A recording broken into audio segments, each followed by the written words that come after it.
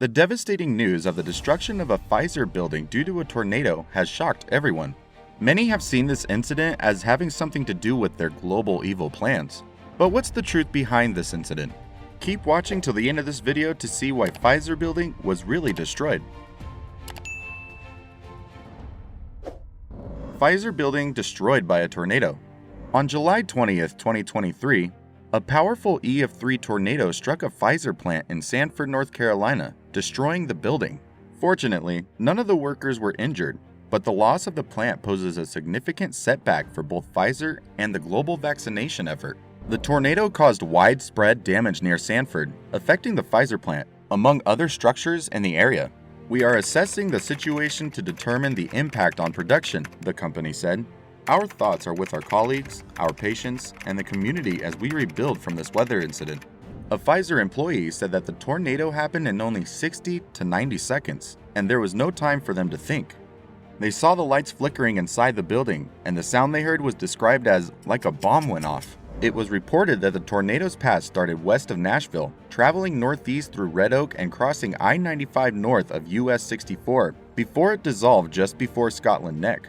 Nash County Sheriff said that the building was storing large quantities of medicine and the debris was seen everywhere. "I've got reports of 50,000 pallets of medicine that were strewn across the facility and damaged through the rain and the wind," he said.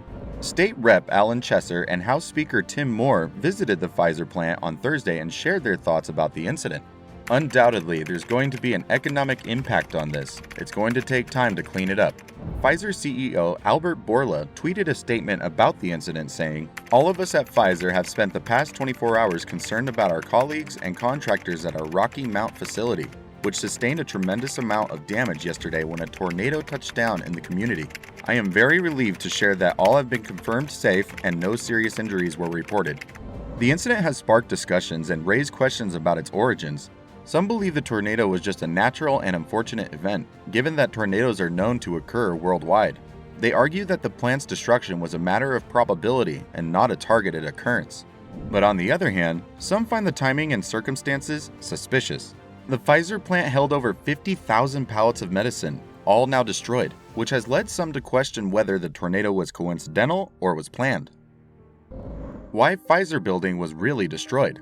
Many people believe that the destruction of the Pfizer building has something to do with the company's plan for global genocide and to wipe out the evidence that may pin them to it, while others believe that the pharmaceutical company was targeted using Haarp. Haarp stands for High Frequency Active Auroral Research Program. It is a research program designed to investigate the properties and behavior of the Earth's ionosphere. The main research instrument at the Haarp facility is an array of high-frequency radio transmitters and a network of antennas. By transmitting such frequency radio waves into the ionosphere, scientists at Haarp can stimulate a small portion of its atmospheric layer, creating artificial auroras and other phenomena. But everyone knows this instrument can also generate or intensify tornadoes, and this has led many to theorize that the tornado that touched down last Wednesday was one of Haarp's creations. The EF3 tornado that struck the Pfizer plant is a force to be reckoned with, being the third strongest category of the tornado, with winds reaching up to 165 miles per hour, causing widespread devastation. The remarkable aspect of this event is its specific targeting, which raises suspicions of international action rather than a random natural occurrence. Some speculate that only Haarp, capable of manipulating the ionosphere and potentially influencing weather patterns, could be responsible for such precision. This tornado has also raised eyebrows due to its peculiar timing. The fact that the plant's evacuation occurred mere minutes before the tornado's arrival hints at the possibility that someone may have had prior knowledge of the event. The tornado touched down near Dorches at 12:30 p.m. Eastern. Tornadoes typically form in the afternoon or evening when the atmosphere is warmer and more conducive to instability, making this incident highly unusual. The peculiar timing of the tornado striking the Pfizer plant fuels speculation that it might have been artificially generated. The location of the Pfizer plant in Sanford, North Carolina, also adds to the suspicion. Tornadoes are more common in the Midwest and South, known as Tornado Alley, where the atmospheric conditions are more favorable for their formation. North Carolina is less frequently affected by these destructive storms. The fact that the tornado hit the Pfizer plant is even more suspicious, given its proximity to a Haarp facility. The proximity of the Pfizer plant to a Haarp facility raises questions about whether the tornado's path was influenced or directed toward it.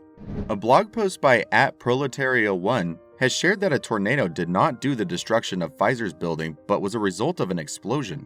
Looking at the aerial image of the location and seeing how badly it was damaged, the individual pointed out that the roof seemed crumpled up from internal heat and that things were flown outwardly instead of being thrown about everywhere.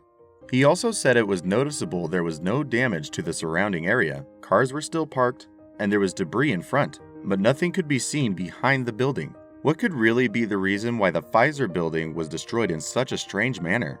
Share your thoughts in the comments below.